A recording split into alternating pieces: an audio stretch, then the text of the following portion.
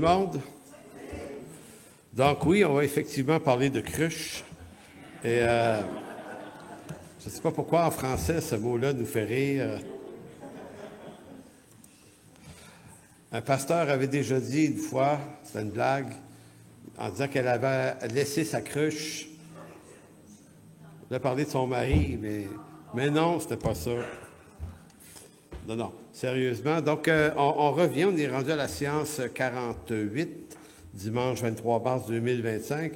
Donc, la semaine dernière, on s'est intéressé à l'expression « adorer en esprit et vérité ». On a voulu expliquer ce que l'Écriture dit vraiment parce que, on le sait, là, en apparence, les textes nous disent une chose, mais si on ne comprend pas bien la culture juive du temps, et tous les a priori de l'Ancien Testament qui viennent éclairer ces textes du Nouveau Testament, ben, on leur fait dire quelque chose qui ressemble à ce qu'on a envie que ça veuille dire, mais en réalité, c'est ça qu'il faut éviter. Il faut essayer de trouver, creuser, puis comprendre à quoi ça fait référence. Donc aujourd'hui, nous lisons Jean 4, 27 à 38, qui fait la suite. Donc, après cette histoire de temple, ni à Jérusalem, ni ici, en esprit, en vérité, là-dessus arrivèrent ses disciples qui avaient été acheter de la nourriture, probablement à Sichar, en passant la ville de Sichar, est à 1,5 km exactement du puits en question. Donc, on parle d'une marche d'à peu près une petite demi-heure à peine. Donc, on doit probablement comprendre qu'ils ne sont pas allés dans un village à 10 km, si tant est que Sichar est là, eux ont dû se rendre aussi à ce village-là. Et là, ils reviennent. Là-dessus arrivèrent ses disciples qui furent étonnés de ce qu'il parlait avec une femme. Toutefois, aucun ne dit « Que demandes-tu » ou « De quoi parles-tu avec elle ?» Alors la femme, ayant laissé sa cruche, s'en alla dans la ville et dit aux gens « Venez voir un homme qui m'a dit tout ce que j'ai fait. Ne serait-ce point le Christ? » Ils sortirent, donc les habitants de la ville, et vinrent vers lui. Donc ce texte-là nous donne énormément d'informations sur ce qui se passe dans la vie de cette femme-là. Ça nous donne beaucoup d'informations sur ce qui se passe, ce qui va se passer dans la vie des gens de cette ville-là. Parce que, juste a priori, là, on pourrait dire que la rencontre de cette femme avec Jésus a un énorme impact sur elle, puis il va s'en suivre 4 ou 5 événements. Le premier étant qu'elle abandonne sa cruche, et Michel faisait bien de souligner tout à l'heure le fait que c'est quand même la raison pour laquelle elle est allée au puits. Et une cruche, à l'époque, c'est faite en terre cuite, probablement. La cruche vide est déjà en soi assez pesante. On ne sait pas quelle grosseur elle avait, mais c'est plus gros qu'un verre d'eau quand même. On prend sa ration d'eau pour la journée. C'est quand même 1,5 km à marcher avec une cruche de pierre. Là, ça devait être quelque chose d'assez lourd. Puis c'est ta survie. Qu'est-ce que tu as besoin pour survivre? D'abord et avant tout, un des besoins primaires là-bas, chaque jour, c'est de l'eau. Dans un monde où on n'a pas l'eau courante, ben c'est une des choses les plus précieuses auxquelles tu t'attardes à aller chercher de l'eau. Donc, le premier impact de sa rencontre avec Jésus, c'est qu'elle l'oublie. On ne sait pas si elle la laisse volontairement ou si elle l'oublie, mais d'une façon ou d'une autre, ça revient au même. La cruche, qui était l'élément prioritaire de sa sortie, est devenue très, très secondaire tout à coup. Le deuxième impact, c'est qu'elle va aller parler aux gens de son village. Ce qui n'était pas commun, probablement. On est toujours dans l'hypothèse qu'elle vivait une tension avec les gens de son village pour des raisons de ses nombreux échecs matrimoniaux. Donc, ça, c'est la deuxième chose. Elle retourne vers les gens de son village, leur dire qu'elle a probablement rencontré le Christ. Fait que la troisième chose qui se passe, c'est qu'elle leur dit, le Christ, c'est probablement lui, mais elle parle à des gens qui ne sont pas supposés de croire à un Messie qui viendrait de la Judée. Donc, il se passe quelque chose là, ici avec ça. Et la quatrième chose qui se passe d'intéressant, en termes d'impact, c'est que les gens de ce village ou de cette ville décident d'aller au puits. Donc, eux autres, ils refont le kilomètre, là.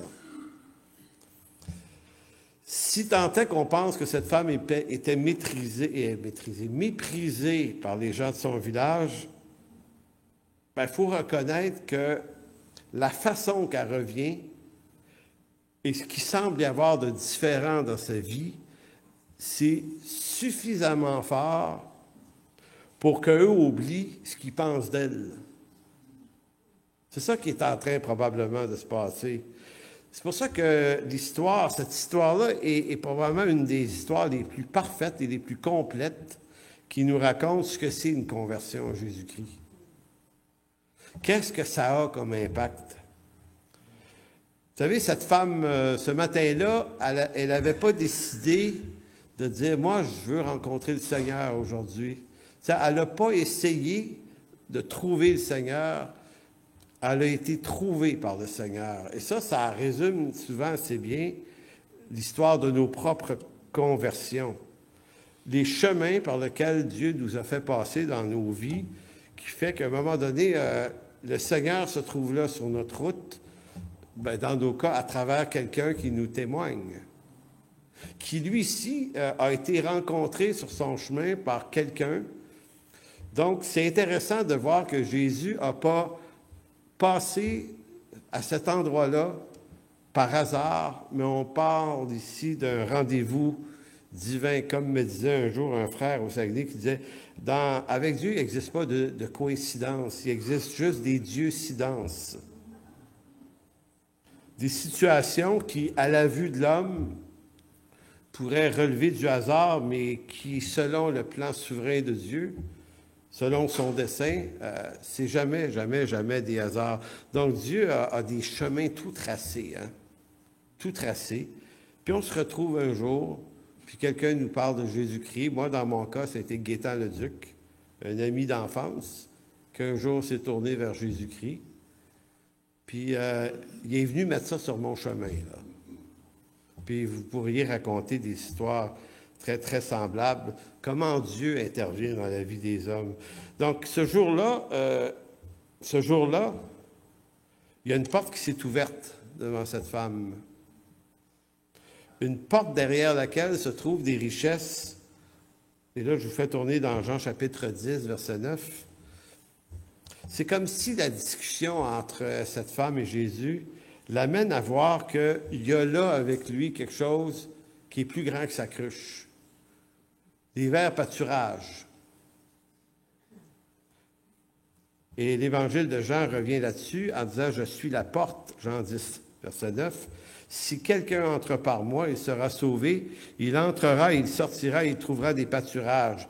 Le voleur ne vient que pour dérober, égorger et détruire. Moi, je suis venu afin que les brebis aient la vie et qu'elles soient dans l'abondance. » Donc, son histoire à elle, c'est l'histoire d'une femme dont l'abondance se résumait à une cruche cette journée-là. Peut-être d'autres choses à la maison, mais... Et j'aime l'idée qu'il y a comme un échange qui se passe entre une abondance pour une autre abondance. Donc, elle abandonne sa cruche. Il y a dans l'abandon de la cruche, ici, un geste qui est commun à tous ceux qui se convertissent. Cette femme a laissé sa cruche, cette cruche qui était pourtant la raison principale de son déplacement, une cruche importante pour sa survie. Puis quand j'étudiais là-dessus cette semaine, ça me rappelait, ça me ramenait dans ma propre conversion. Puis je me disais, c'est quoi la cruche, moi, que j'ai dû laisser derrière? Puis je suis certain que si on en discutait, ça pourrait être important d'avoir ça comme question tout à l'heure à la fin. Avez-vous abandonné une cruche? Moi, personnellement, à l'époque, je suis destiné à faire une carrière professionnelle en musique. Bon, je joue encore du piano, mais à l'époque, j'étais dans un groupe de musique à Laval. Je pense que tu connaissais les musiciens. Cook, ces gars-là, Benoît les connaissait. Mais moi, je vois dans cette bande-là, c'est un band semi-professionnel, très, très, très bon. Et Jésus a le don d'arriver dans ta vie au moment où ta cruche est pleine. C'est comme... Moi, je me souviens là, d'avoir lutté là, avec le Seigneur pour abandonner cette cruche parce que je voulais la garder, moi, cette cruche. Puis je me suis converti au mois de mai 2083, puis j'ai gardé ma cruche pendant à peu près 8 mois. J'allais à l'église. Fait que je commençais à jouer du piano avec Jean de Courville puis Éric Lantier. On commençait à faire de la musique. Benoît était notre gars de son. Hein. On t'a fait suer, hein, des fois. Mais, voyez-vous, on faisait de la musique. Puis, donc, moi, je faisais de la musique à l'église. Puis, après ça, j'allais dans des bars de Hells Angels. Je jouais dans mon band rock. Puis, on jouait à Laval ici, là, le bar Terrasse Vimont, qui était un peu plus haut. Écoutez, tu arrivais là, puis il y avait des Harley Davidson alignés devant la place, puis nous autres, on allait jouer là. Puis des fois, c'était fascinant. Tu sais, comment dire, je me souviens d'un samedi soir, dans cette année-là, où il y a des pasteurs de Lennox, Greater Grace, qui viennent nous visiter, puis pasteur, comment il s'appelait pasteur, c'est quoi, France? Es-tu là? Si tu dis que tu te trouvais gentil, ce pasteur-là, non. Robinson, oui, oui. Moi, il y a un pasteur de sa gang-là, je te trouvais vraiment agréable, pasteur Robinson. Il était venu. Fait qu'on est un samedi soir, on est à l'église, il y a un rap, on a du fun, c'est béni. Et là, moi, il faut que je parte à 9 h. Tu sais, fait que je fais de la musique à l'église, puis à un moment donné, il faut que je parte aller faire de la musique dans un bar. Et cette fois-là, j'ai vraiment vu la différence entre les cruches, là. Tu sais, tu sors de l'église, alléluia, Dieu, on t'adore. Et là, tu arrives avec Highway to Hell, puis là, tu as la grosse... Et cette fois-là, je me suis dit, il y a quelque chose qui ne va pas bien dans ta vie. Mais je me souviens, cette cruche-là, j'y tenais beaucoup, fait que je me suis développé une kyrielle de raisonnement pour m'expliquer ça. Me dire, ouais, mais tu sais, Dieu regarde au cœur, il sait que mon cœur est pour lui, ça c'est un métier, pas pareil. J'essayais de coltailler les affaires. Puis, au mois de décembre de cette même année-là, donc à peu près 7-8 mois plus tard, à un moment donné, je suis arrivé à une étape où ça se pouvait juste plus. Fallait que je laisse la cruche. Et je me souviens que quand j'ai lâché la cruche, puis pour moi, c'est resté vivant dans ma tête, j'ai dit au Seigneur, ça me fait vraiment mal. Ça coûte cher de suivre. Puis je me souviens que j'ai fait une prière qui était un peu une prière de l'insensé et de l'ignorant. J'avais dit, tu veux que je sois malheureux? Ben, je vais l'être malheureux. Et là, j'ai lâché ça, puis mois de janvier, je commence à m'habituer à peut être dans ça, parce que c'était un deuil, parce que c'était mon rêve dans ma vie. Et là, je commence à faire de la musique plus avec Jean, puis avec Éric, puis on fait le groupe sous son aile, puis on commence à avoir du bon temps là-dedans. Puis je me souviens que quelques mois plus tard, j'ai dit au Seigneur, au fond, c'est plus une délivrance qu'un sacrifice. Parce qu'on a l'impression qu'on sacrifie, puis peut-être ça a une odeur de sacrifice quand on doit se départir de quelque chose. Mais au bout de l'affaire, je me disais, mais non, c'est une délivrance en réalité. C'est de ça que j'avais besoin, c'était de me séparer de cette affaire qui pourrait être une forme d'idolâtrie pour moi. Donc, c'est ça la question. Qu'est-ce qu'il en est de vous? Avez-vous souvenir d'avoir dû renoncer à un truc qui avait beaucoup, beaucoup de valeur pour vous? Puis, tu sais, après une quarantaine d'années de vie chrétienne, on se rend compte que la vie est toujours après une cruche. Parce que par après, on s'en reprend des cruches. Puis toutes sortes d'affaires. Puis continuellement, j'ai l'impression qu'il faut vider le garage des cruches qu'on a mis là parce que ça nous alourdit. Parce que c'est lourd, une cruche. C'est ça la particularité. C'est lourd. Puis si dans la cruche, il y a tout ce que vous aimez, à rebord est encore plus pesante. Donc, lorsqu'on se convertit, on fait ce que cette femme-là a fait. On laisse là notre cruche. Puis, il ne faut pas beaucoup de temps pour découvrir qu'après la cruche, il y a des verts pâturages. C'est pour ça que je citais le verset de Jean. Lui, ce qu'il nous promet derrière la porte, c'est des verts pâturages abondants. Mais ça, on ne le croit pas. On commence à y goûter quand on est là. Et l'histoire du Nouveau Testament et de l'Ancien Testament, c'est une histoire, permettez-moi d'utiliser le mot cruche pour tout et pour rien ce matin, mais juste pour se faire une tête là-dessus. Quand Jésus est passé près des filets de Pierre et Jean, son frère, qui pêchaient, on pourrait dire qu'en laissant leur filet puis leur barque, ils ont laissé leur cruche là aussi. Matthieu a quitté sa cruche aussi, qui était, lui, la table des collecteurs d'impôts. Donc, lui, c'est sa cruche à lui, ça. Zachée, lui, aussi, à un moment donné, cet homme qui avait dérobé à des gens, a remboursé 4 fois les cruches qu'il avait volées. Donc, il y a des cruches partout. Et on peut parler également dans Matthieu 19, il y a le jeune homme riche qui, lui, a voulu garder sa cruche. Tu sais, parce qu'au fond, ce que le Seigneur lui a dit, écoute, prends ta cruche, puis donne-la aux pauvres, puis suis-moi. Et lui, il s'est dit non. Non, je préfère ma cruche, au fond, à la vie éternelle. Il faut vraiment une cruche, là.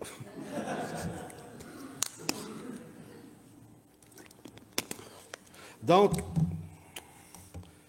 la deuxième action, c'est que cette femme qui se tenait loin des gens de son village, et je l'ai dit tout à l'heure, je le redis rapidement, c'est quand même assez frappant de voir que cette femme retourne au village.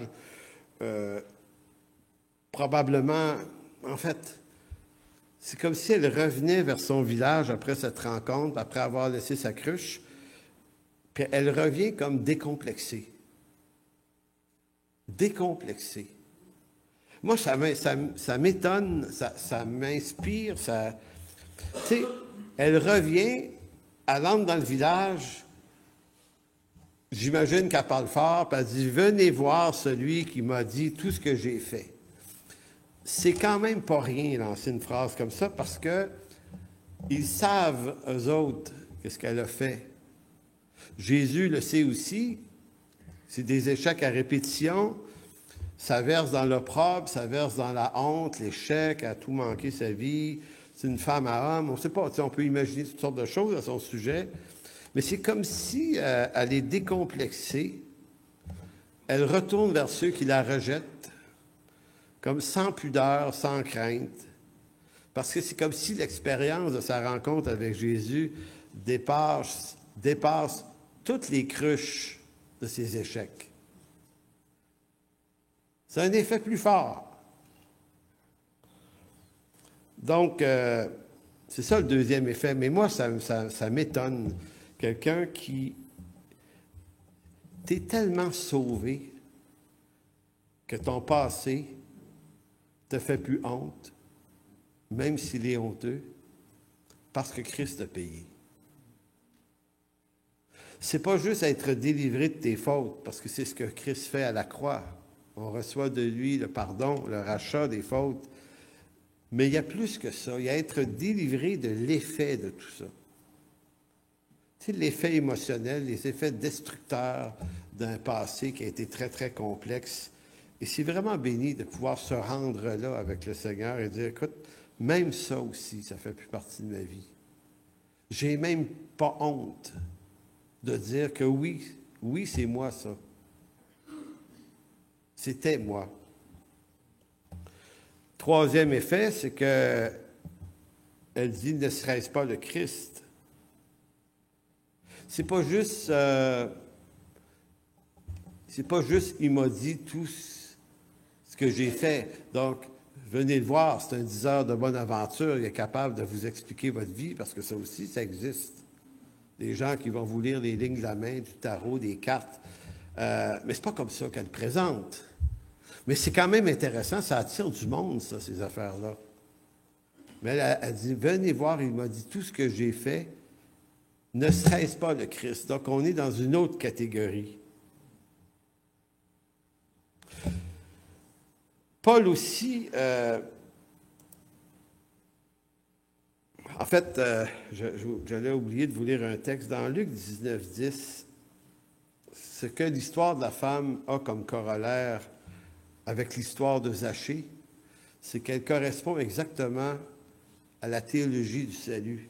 Jésus avait dit à Zachée, « Car le Fils de l'homme est venu chercher et sauver ce qui était perdu. » J'ai souvent rencontré des gens dans ma vie qui me disaient, « Je ne peux pas me tourner vers Dieu, c'est trop grave. Je suis trop perdu. » Ce qui est une aberration. On n'est jamais, jamais, jamais trop perdu pour être sauvé. Et c'est l'expérience de Zachée, c'est l'expérience de Paul, un texte qu'on ne lira pas, là, je vais passer par-dessus, dans 1 Timothée chapitre 1. Il dit, moi, là, j'étais un blasphémateur, un homme violent. Mais le Seigneur lui a fait grâce. Il est comme cette femme, il est capable de revenir sur la violence, sur la honte de son passé, parce que quand on saisit vraiment l'œuvre accomplie, l'œuvre de la grâce en Jésus-Christ, ça vient également nous délivrer de la honte de ce qui s'est passé. Et l'apôtre Paul avait effectivement des choses regrettables dans sa vie, mais en Philippiens 3,5, Paul avait beaucoup de bonnes cruches aussi. Donc, il va dire, « Moi, circoncis le 8e jour, de la race d'Israël, de la tribu de Benjamin, Hébreu né d'Hébreu quant à la loi pharisien, quant aux zèles persécuteurs de l'Église, irréprochable à l'égard de la justice de la loi, mais ces cruches qui étaient pour moi des gains, je les ai regardées comme une perte à cause de Christ. Et même, je regarde toute chose comme une cruche à cause de l'excellence de la connaissance de Jésus-Christ, mon Seigneur, pour lequel j'ai renoncé à tout, et je les regarde comme de la boue, afin de gagner Christ. » Connu que les cruches étaient en partie faites avec de la glaise et de la boue. Donc, voyez-vous que la conversion de Paul passe par le même stratagème. Paul avait une réputation aussi. Paul avait une hauteur en Israël. C'est un homme qui avait été élevé au pied de Gamaliel, un des grands théologiens de l'époque. Puis ça aussi, c'est des cruches. Ce qu'on pense de nous. Nous, qu'est-ce qu'on pense de notre hauteur, qu'est-ce qu'on pense de notre importance, qu'est-ce qu'on pense de tout ça, ça devient des cruches un peu lourdes à porter. Donc, dans Jean 6, 65, Jean 6, 65 veut montrer que les gens du village vont venir à Jésus. Ils vont venir le rencontrer. Donc, l'impact de cette femme sur les gens de son village, il faut bien comprendre ça. L'impact que cette femme a sur les gens de son village n'est pas imputable à sa force spirituelle à elle. Elle n'est pas devenue une femme super spirituelle, super puissante. L'impact qu'elle a eu est strictement le fait d'avoir saisi la grâce de Dieu pour elle au moment où la grâce en Jésus-Christ est passée près d'elle au puits de Jacob. C'est tout ce qu'elle a fait. Elle n'est pas plus puissante qu'avant, mais la grâce de Dieu qui est en elle, ça va frapper les gens de sa communauté. En Jean 6, 65, en parlant de Jésus, il ajouta, « C'est pourquoi je vous ai dit que nul ne peut venir à moi si cela ne lui a été donné par le Père. » Dès ce moment, plusieurs de ses disciples se retirèrent et ils allèrent plus avec lui, préférant leur cruche. Sans doute. Jésus, donc, dit aux 12, « Et vous, ne voulez-vous pas aussi vous en aller, retourner à vos cruches? » Simon-Pierre lui répondit, « Seigneur, à qui irions-nous? Tu as les paroles de la vie éternelle. Et nous avons cru, nous avons connu que tu es le Christ, le Saint de Dieu. Jésus leur répondit, n'est-ce pas moi qui vous ai choisi, vous, les 12? Donc, c'est de se rendre compte que cette idée est toujours là, elle est là au début de nos conversions. Puis même après notre conversion, ça reste un défi. C'est lorsqu'on abandonne une cruche derrière soi que notre vie prend une nouvelle direction. Si on veut garder nos cruches, on va continuer à exister dans l'univers de nos cruches. Donc, ça m'amène à une question, puis je me l'ai vraiment posée à moi-même avant que je vous la pose. Y a-t-il une ou des cruches qui appesantissent votre vie, vous, là, en ce moment? Puis une cruche, là, ça peut être toutes sortes de choses. Là. Ça peut être une cause pour laquelle on tient à tout prix. Cause. C'est une cruche qui prend de la place. Ça peut être un conflit. Ça peut être un conflit qu'on ne veut pas abandonner. Tu sais, rester dans un conflit. Vouloir vaincre à la fin de cette affaire-là. Ça aussi, c'est des cruches. Pas vous, la cruche, mais le conflit. Une cruche, ça peut être un faux besoin. On veut cette affaire-là. En as-tu vraiment besoin? Mais ça peut attirer notre attention. Une cruche, ça peut être une mauvaise priorité. Ça peut être une activité qui est chronophage. Chronophage, c'est des trucs qu'on fait qui nous volent énormément de temps pour pas grand-chose en échange. Ça peut être une réputation aussi, une cruche. Ça peut être un meilleur poste au travail. Tu sais, ce que je suis en train de vous dire, c'est qu'il y a toutes sortes d'affaires dans nos vies qui viennent...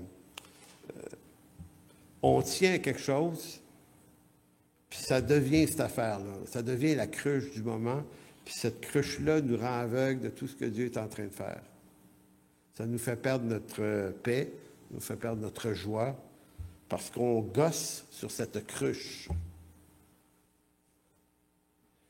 Je me souviens d'une histoire, je ne dirais pas où, c'est pas important, mais j'ai eu à dealer un jour avec une famille qui vivait à un endroit, très bel endroit, avec vue sur un lac, non pas un lac, une rivière, qui était un peu plus loin. C'était magnifique. Alors un jour, il m'appelle, je m'en vais les visiter, ils ne vont pas bien. Puis il m'explique que le terrain en bas de la coulée, près de chez eux, a été vendu. C'était une coulée qui valait rien, ça descendait bien à pic. Puis les autres, on leur avait offert de l'acheter quelques années avant, mais ils ne voulaient pas parce qu'ils s'étaient dit, ben il n'y a rien à faire là. Il n'y a jamais personne qui va se bâtir là, c'est sûr. Mais il y a un homme qui l'a acheté puis qui a bâti des condominiums. Alors, là, ils sont en démarche avec la ville, ils ont engagé un avocat, puis là, ils veulent que j'aille jaser de ça avec eux, puis... et moi, je leur avais dit, faites pas ça. L'homme a acheté un terrain qui vous avait été offert, vous avez dit non. Assumez. Ouais, mais on ne verra pas à rivière. J'ai dit, moi, de chez nous, j'en vois pas de rivière. Ça va. Je m'en sors bien.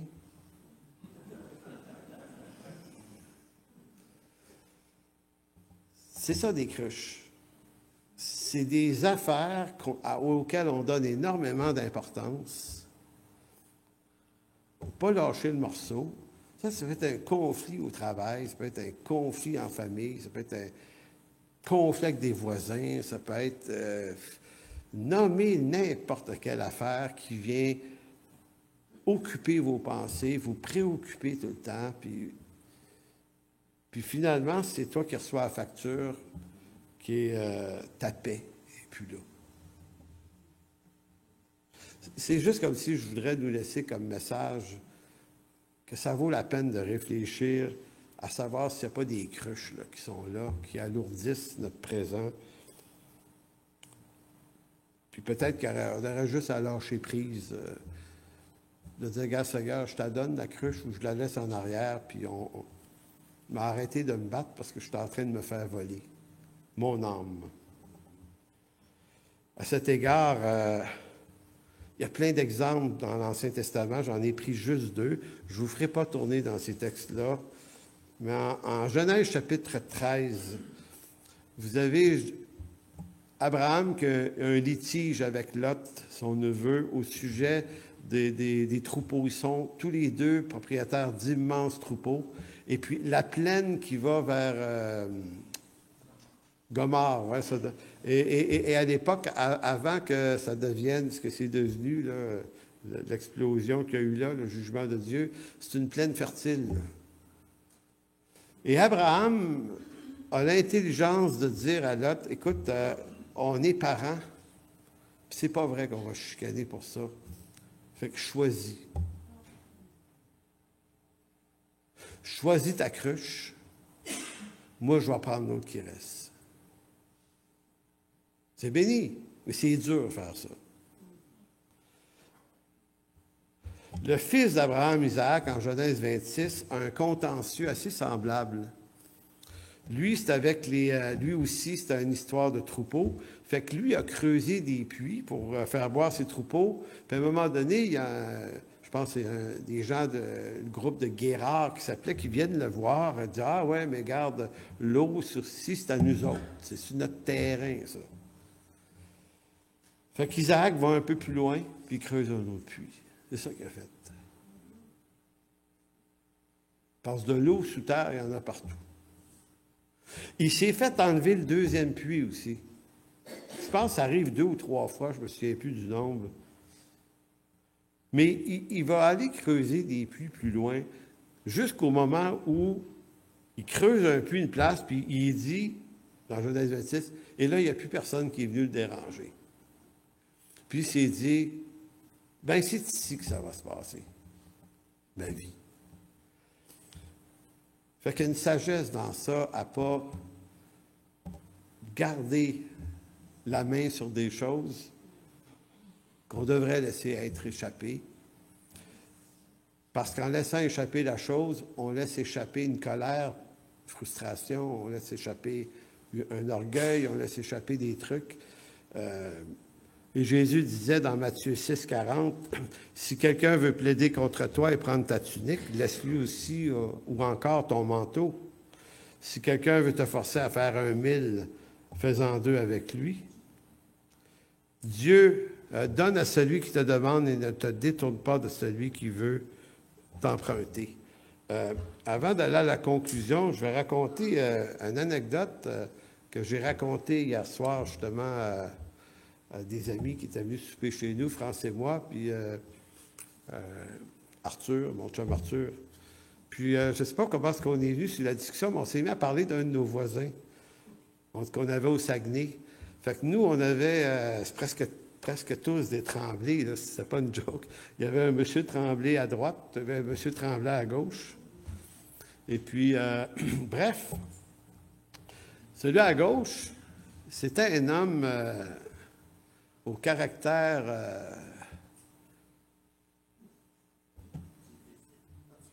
particulier. C'est peu dire. Écoutez, lui, il n'arrêtait pas de critiquer. Sa cour faisait en sorte qu'il voyait la nôtre tout le temps, puis il n'aimait pas certains arbres, il nous le disait. Il n'aimait pas ci, il n'aimait pas ça. Il n'aimait pas la couleur de ma cabane, il n'aimait pas... Puis des fois, mes enfants qui étaient tout petits, ils pouvaient quasiment pas leur gueuler après, mais pas loin, tu sais. Oh, joyeux, tu sais, c'était comme, tu sais, des enfants de 5-6 ans s'échappaient un petit ballon, il y a une clôture sur d'autres, tu sais. Lui, une fois, il prend le ballon, une goroche dans la rue, tu sais.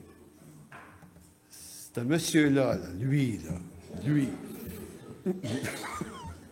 Et nous autres, ça calcinait en dedans. Là. Mais tu sais, le pasteur, tu sais, dans la ville, tu sais, en même temps. Puis là-bas, ça se sait, tu sais, il sait. Fait que là, tu es obligé d'être un bon gars. Un bon chrétien, ça... En tout cas, bref, un jour, il commence à me gosser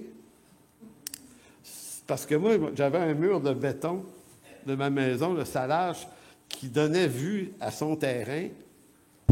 C'était dans sa face.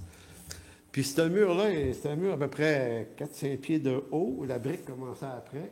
Puis quand même à la largeur de la maison. Puis ça ressemblait aux habits de Ding et Dong. Tu sais, la peinture défraîchie, c'était ça, là. Taché gris, blanc, avec un peu de noir des places. Puis une couple de fois, il disait, il faudrait que tu repeintures ça. Il dit, moi, j'aime pas ça, voir ça, là. Et là, je me souviens que je me disais, X, ça va rester de même. Ça va-tu rester de même? Ben oui, ça va rester de même. Et là, j'ai fait ça 1 an ou 2, là. Peut-être plus, je me souviens pas, hein, combien de temps. Ça a été... Et je me souviendrai toujours que samedi matin, je me réveille et c'est comme si, tu sais, les voix de Dieu, là, qui sont impénétrables, mais qui des fois nous pénètrent assez solidement, c'est comme si c'était un matin-là, ça me dit dans mon cœur, là, t'arrêtes ça, là.